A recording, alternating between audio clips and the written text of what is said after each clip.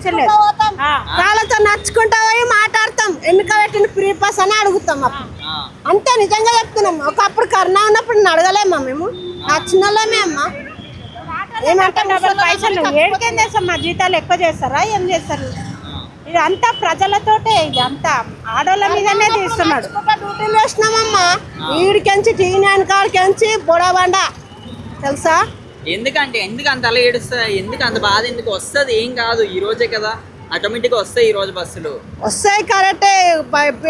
అసలు బస్సులు ఎన్ని కాదు ఉరుకుతుంటే దమ్ము వస్తుంది మాకు తెలుసా. జాలిగా అనిపిస్తలేదా మనుషులల్లా?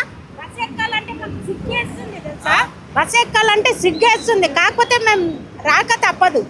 అట్లా డ్రైవర్లు అట్లే చూస్తారు, కండక్టర్లు అట్లనే చూస్తున్నారు. ఏంటి ఏమని అంటున్నారు మిమ్మల్ని? నాడు కూర్చో కూర్చో, కుక్కల్లో కసిరినట్టే విడ కూర్చుంటున్నావు, అడువా. చాలా ఇబ్బంది అవుతుంది. మా అంటే 2 సంవత్సరాలు అవుతుందన్న ఫ్రీ బస్ వేటి నుంచి. ఫ్రీ బస్ వేటి మాకేమవుతుంది? పింఛన్ ఇస్తలేడు, భర్త చచ్చిపోయిన వాళ్ళకి ఏమి ఇస్తలేరు. ఏం లాభం? పింఛన్లు వస్తారు, పింఛన్లు ఆపేస్తారు కదా.